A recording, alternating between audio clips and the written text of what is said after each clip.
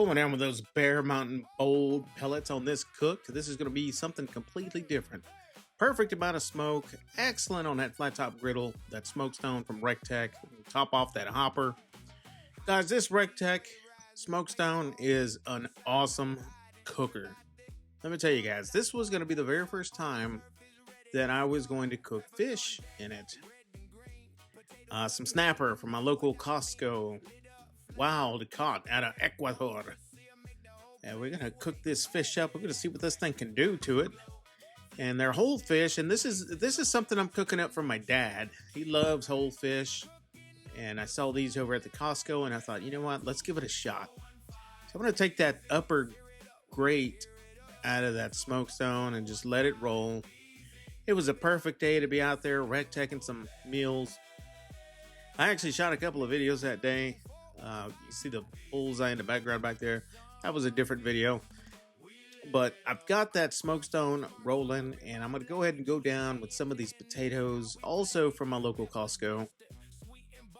And I'm just going to cook them straight up, just like that on that flat top. They come out great, just like that, guys. I'm rocking the temperature on this thing is 375 degrees. And I'm just going to hit them up with some of that avocado oil, just so they can start getting that delicious crispy skin. You know, I love me some of these small potatoes right here, guys. And if I can keep them from rolling, I'm going to keep them in that top left corner. And just kind of flip them and roll them around and let them do its thing. The flat top cooker is doing a fantastic job on these potatoes. You see these little black spots there. Charry spots of deliciousness on these small potatoes.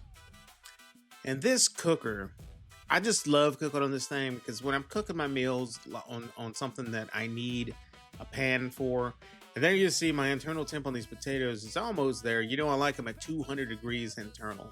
That's like the perfect internal temperature for a potato. Try it. 200 degrees is absolutely perfect. And you can see I'm adding some red peppers to the mix as well. I'm going to shoot up some of that avocado oil on top of that. Now that the potatoes are almost done, I don't want to overdo the peppers. That's why I added them in a little later. But what I was saying about cooking on meals that require a pan, I enjoy using my flat top because I can make a mess of things. And the wife's not going to get me, you know, if I'm messing up some of her pans, her favorite pan. This is my big boy pan. I love it.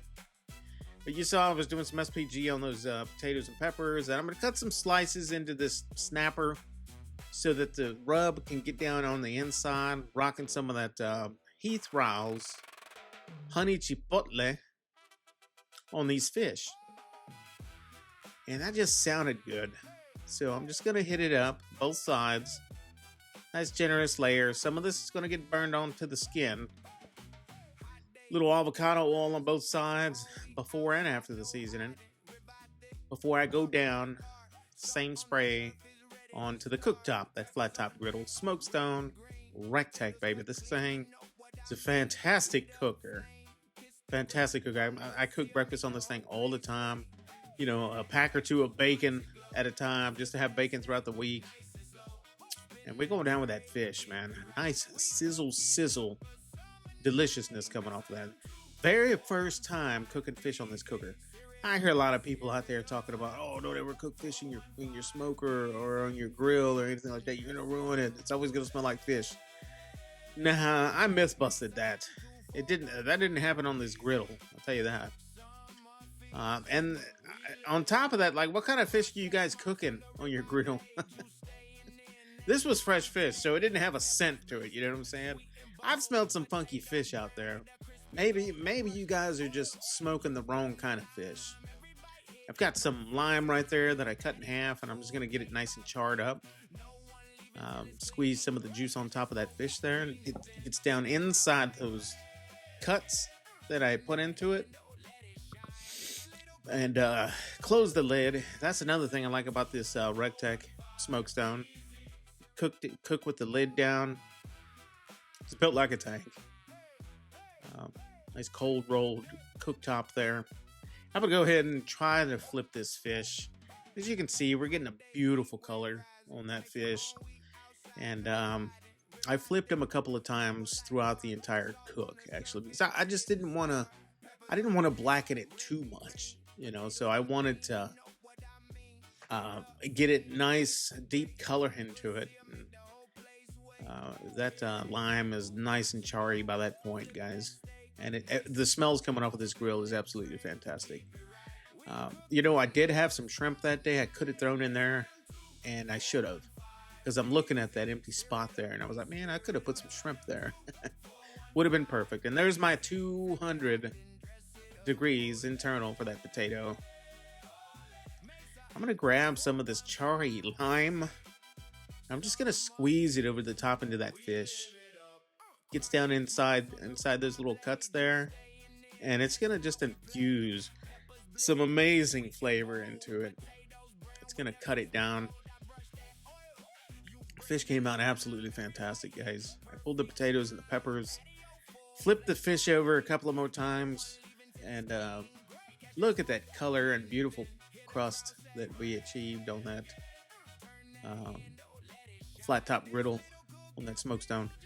Hey guys, this cook didn't take long at all. Probably took about 30 minutes maybe total. The potatoes took the longest. The fish was done fairly quickly.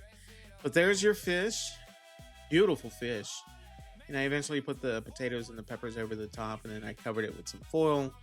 Went and delivered it to my dad, who immediately dove into it and enjoyed it 100%. And it won't be the last time that I'll do that.